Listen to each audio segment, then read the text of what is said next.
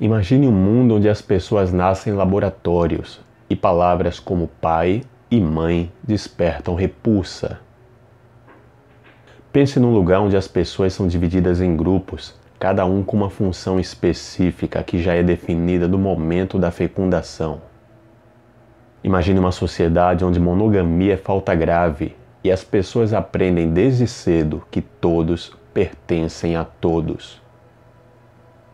Pense num lugar onde as crianças vão brincar em volta dos doentes terminais, para aprender que a morte é somente um processo fisiológico. Imagine uma sociedade constantemente dopada para que todos se sintam alegres e felizes. Bem-vindo ao Admirável Mundo Novo, de Aldous Huxley.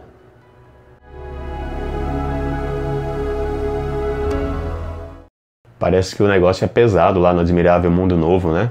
O livro é esse aqui, Admirável Mundo Novo, faz parte do selo Biblioteca Azul da editora Globo. O livro foi escrito em 1932 por Aldous Huxley. A história se passa no ano de 2540, ou em termos do próprio livro, 632 depois de Ford. Como assim depois de Ford? Ele mesmo, Henry Ford, é aquele que desenvolveu o processo das linhas de montagem, onde o trabalhador, em vez de ficar ali empenhado em fazer todo o trabalho para produzir um determinado bem, ele fica no lugarzinho dele exercendo apenas aquela função, apertando apenas aquele parafuso, que nem aquele personagem do Carlitos, de Charlie Chaplin, em tempos modernos. Dentro do livro Admirável Mundo Novo, a figura de Ford tem um caráter quase divino. Tudo é feito em nome dele, é como se ele fosse o responsável por todo aquele arranjo social, como se ele tivesse salvo a humanidade da barbárie e levado até aquela conformação que a gente vai encontrar no livro. Então, para entender a história, para acompanhar a história, é preciso ter em mente primeiro alguns fatos. Bom, o livro trata de uma distopia, é um gênero onde nós vemos uma sociedade ali submetida a um regime opressor por parte do Estado, onde as pessoas não têm liberdade nem na sua vida privada, ao contrário das utopias, onde a gente vê uma sociedade perfeita, onde tudo funciona bem, uma sociedade ideal. Nas distopias há esse caráter de opressão, de tristeza, embora às vezes as pessoas nem percebam, como em Admirável Mundo Novo parece que elas vivem muito felizes do jeito que estão. Bom, uma coisa importante é entender que as pessoas nessa história são divididas em 5 grupos ou castas, que são os alfas, betas, gamas, deltas e ys, ou épsilons, a depender da edição que você está lendo. Cada grupo desse vai ter uma função própria dentro daquele agrupamento e não existe mobilidade social. E as pessoas vivem muito bem, obrigado, com essa situação. Os alfas são os mais privilegiados, os ys estão lá na casta mais inferior de todas, que faz aquele serviço que ninguém quer fazer. E esse condicionamento vem desde o período da fecundação. De acordo com o grupo a que você pertence, o seu corpo, aquele embrião, vai ser submetido a determinados processos, não apenas biológicos para atingir uma determinada estrutura física e mental, mas como também processos psíquicos, processos psicológicos ao longo de toda a vida. Então eles vão recebendo por um processo chamado de hipnopédia determinadas frases em horários regulares, como se fosse uma medicação sendo colocada ali aos pouquinhos, de forma a incutir determinadas ideias na cabeça dessas pessoas. Então assim, um alfa ele começa a ter repúdio por cores que são vestidas, por exemplo, pelos deltas. Isso faz com que cada um fique muito feliz ali na casta que pertence e não almeje fazer parte da outra casta. Ele entende que ele existe para fazer aquilo ali, para ter aquela função. Uma outra coisa é que os seres humanos passam por um processo chamado Bokanovsky, que é como se fosse uma clonagem. E as pessoas são produzidas, a depender da casta, são produzidas às dezenas. Não há problema algum, não é importante que você tenha individualidade. O importante é que exerça aquela função e que você faça o corpo social ser uma coisa estável. Uma outra coisa importante no grupo é uma espécie de droga chamada soma. O que é soma? Bom, nessa sociedade é importante que todos estejam satisfeitos. Se você é um Y, você deve estar feliz por ser um Y. Se você é um alfa, que bom que você é um alfa e que é responsável por todos os outros. Mas todos nós temos dissabores ao longo do dia, ao longo da vida, só que dentro do Admirável Mundo Novo você não deve deixar essas coisas abalarem você. Então, se alguma coisa não sai do jeito que você quer, toma uma dose de soma e que fica tudo bem. Se você é um Y e você em algum momento acha que o seu trabalho não está sendo bem visto, não está sendo recompensado, isso não é um pensamento que deve passar pela sua cabeça. Então um pouquinho de soma e você vai ficar tranquilinho e feliz. Então as pessoas no Admirável Mundo Novo, elas estão constantemente dopadas, tomando soma, porque isso as faz se sentir bem, e no fim, com todo mundo se sentindo bem, ninguém quer brigar, né? E aí todo mundo fica feliz dentro do seu quadradinho. Outra coisa que é importante nessa sociedade do Admirável Mundo Novo é que a monogamia é uma coisa reprovável. Então, se uma pessoa ela gosta de outra e eles querem viver juntos para sempre, como a nossa sociedade costuma pregar, isso é uma coisa que deve ser combatida. Por quê? Porque a monogamia leva ao afeto, ao vínculo, e o vínculo pode levar a brigas, a sentimento de posse, a discussões, e isso não é bom para que a sociedade se mantenha estável. Então o que é incentivado? Que todos são de todos. E se todos são de todos, no fim ninguém é de ninguém. Então se uma pessoa ela começa a sair muito com uma outra e eles estão ali por muitos encontros, as outras pessoas começam a criticar aquilo ali, isso não pode. E ela corre até o risco de ser denunciada por estar com um comportamento inadequado. Então todo alfa, todo beta de bem, ele deve ter o máximo de parceiros possível. Isso é um negócio bom no Admirável Mundo Novo. Uma outra questão importante é que, já que as pessoas nascem em laboratórios, não há por que ter pais, mães. Afinal, cada um nasce lá na sua proveta, nasce na sua maquininha. Então essa ideia de que uma mulher engravide, ela seja mãe de crianças e que as pessoas se reúnam em grupos familiares, isso é uma coisa que pertence aos selvagens. E Admirável Mundo Novo, isso não existe. O comportamento social é estimulado, você deva ter o máximo de contatos possível com as outras pessoas, mas que vocês não se fechem em famílias, porque isso também não é bom para a estabilidade daquele grupamento ali, daquela sociedade. Entendeu como é viver no Admirável Mundo Novo? Todo mundo feliz, remédio controlado à vontade, todo mundo é de todo mundo e ninguém é de ninguém, ciência super desenvolvida, parece bom. Será que é isso mesmo? Bom, agora que nós já falamos como é que funciona essa sociedade do Admirável Mundo Novo, vamos falar dos personagens. Os personagens principais, pelo menos no começo da história, são Bernard Max e Lenina Crowe.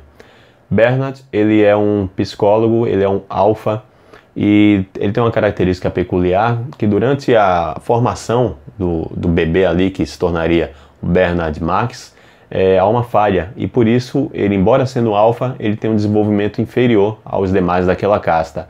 Embora ele tenha a inteligência igualmente desenvolvida, mas fisicamente ele é inferior e ele se acha inferior também. Então ele sempre pensa que as pessoas não respeitam ele, que as pessoas não gostam dele, embora ele seja um alfa. E a outra personagem, Lenina, ela trabalha no centro de incubação, ela é uma beta, e é uma pessoa que por vezes também faz alguns questionamentos. Ela começa a sair demais com um outro personagem da história, que é o Henry Foster, e aí a amiga dela chega junto e diz: ó, isso aí não tá certo, você tem que encontrar outros homens, dentro daquela coisa que é pregado ali, que não deve haver a monogamia naquela sociedade. Bom, um dia na história, Bernard e Lenina, eles vão visitar um lugar chamado Malpaís. É como se fosse uma visita de lazer para você ver como vivem os selvagens. Então eles chegam lá, vão ver hábitos ligados, por exemplo, à família, mães, envelhecimento, a morte, uma coisa que não é comum lá na Londres Central, onde eles vivem. E nesse local, o Malpaís, eles encontram uma mulher já envelhecida, doente, chamada Linda. E aí, conversando com Linda, Bernard descobre que ela é uma beta, que numa visita similar de lazer, ela se perdeu do Thomas Tomakin, que era o alfa que acompanhava naquela visita, e aí ela termina sendo largada naquele lugar. E ainda mais ela descobre que está grávida, e isso não era uma coisa socialmente aceitável no Admirável Mundo Novo.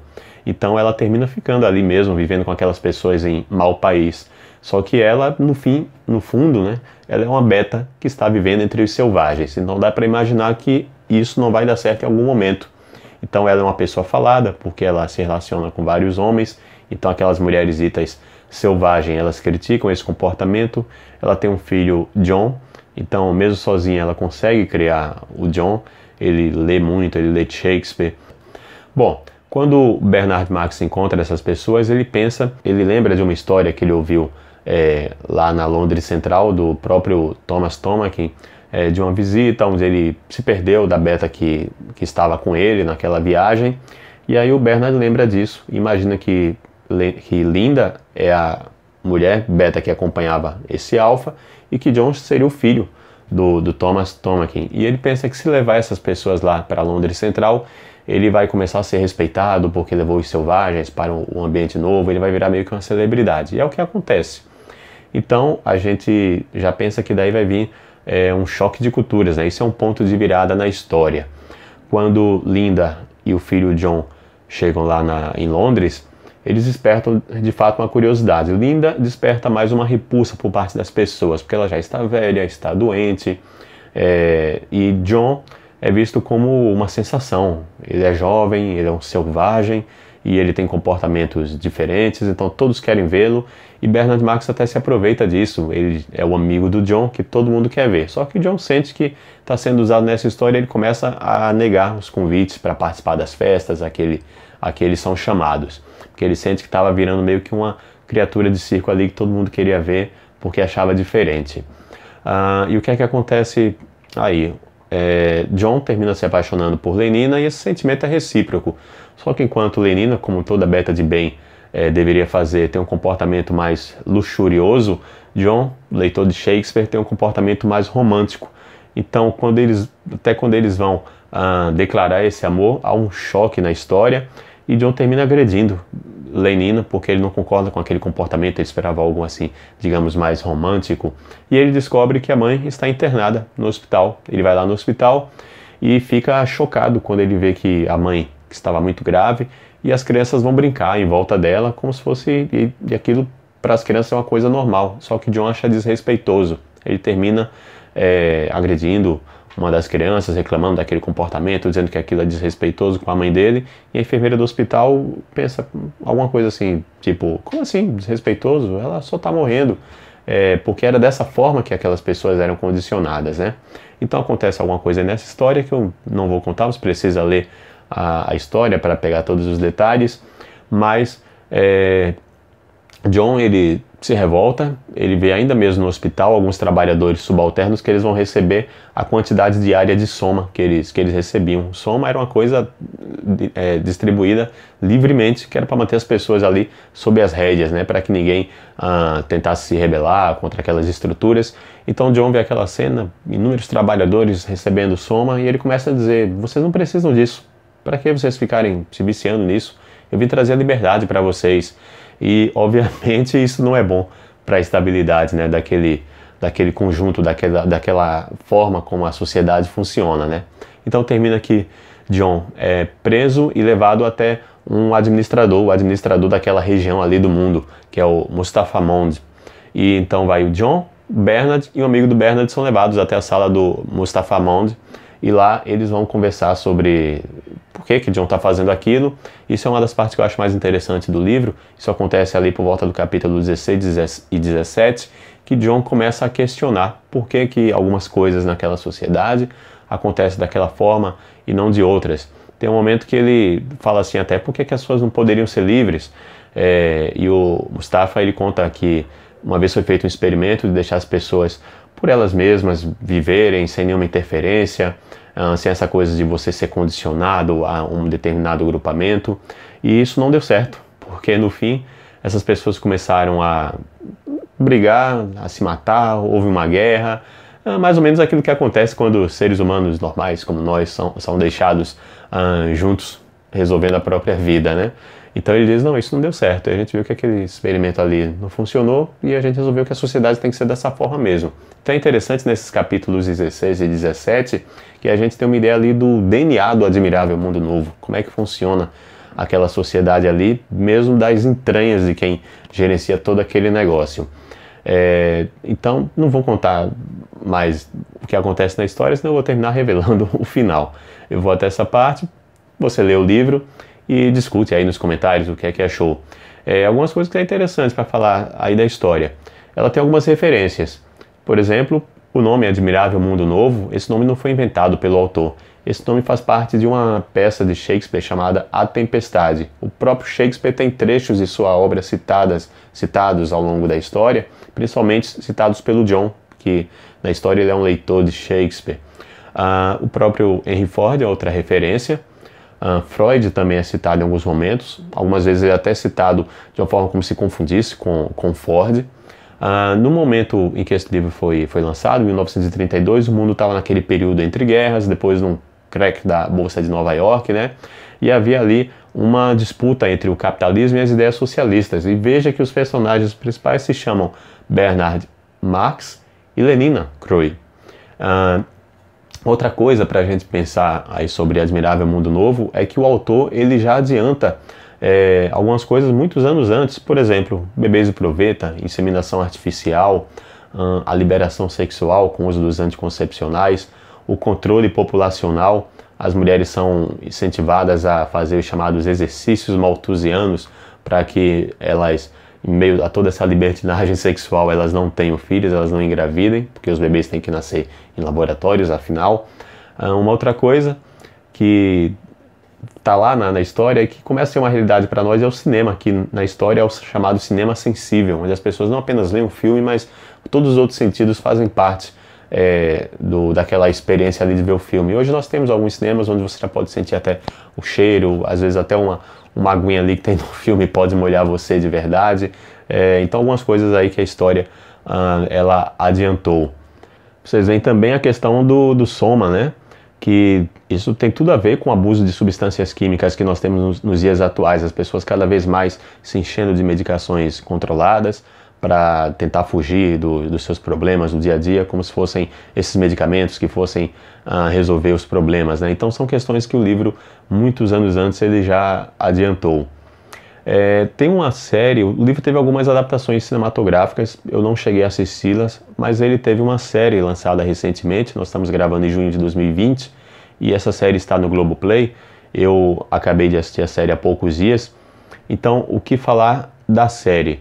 Quando eu falo do som, eu até mostro uma foto lá, aquela foto é da divulgação da série. A série que tem o mesmo nome do livro, Admirável Mundo Novo. O que é que eu achei da série? Bom, se você achar que está conhecendo a história vendo a série, é melhor você ler o livro primeiro. A série vale, mas ela não é exatamente não pegaram o livro e colocaram na linguagem visual como uma série. A série ela é livremente inspirada no livro. Obviamente, o DNA de Admirável Mundo Novo está naquela série, essa questão da liberação sexual, das pessoas nascendo em laboratórios, a civilização e aos selvagens, mas há muitas modificações. Eu não sei se para evitar o merchandising, por exemplo, Ford não é citado. A grande entidade na série se chama Indra. Algumas coisas também acontecem diferente da história. Em outras, a questão é expandida. Por exemplo, a soma de diversas cores. No livro não tem essa divisão de soma em tantas cores. É mais a questão de grama. Tantos gramas de soma para esse problema, tantos gramas de soma para aquele outro problema. Chega a haver, de fato, essa relação entre Lenina e John, que no livro não chegou a ocorrer, porque John se sente chocado com aquele comportamento. Na série isso realmente ocorre. E como eu falei lá no início, quando existe o afeto, existe a posse, existe a briga, isso vai virar um dos motes dos conflitos aí da série. Mas o que eu aconselho realmente é que você primeiro leia o livro, entenda o que é a base dessa história, qual é o núcleo da história, e aí depois você assiste a série para você não fazer o contrário e depois se chocar, dizer, no livro é dessa forma. Então leia a história original, entenda como é que funciona aquilo ali, e aí você assiste a série e vale realmente muito a pena assistir. Mas lembrando que a série não é exatamente como está no livro. Bom, então é isso. Esse foi o Admirável Mundo Novo, o livro que nós comentamos hoje. Leia, comente aí o que você achou, quais foram as suas impressões, se você teve alguma visão diferente de algo do que eu falei aqui, a gente quer saber também. Muito obrigado pela atenção, tenham todos um bom dia, boa tarde, boa noite.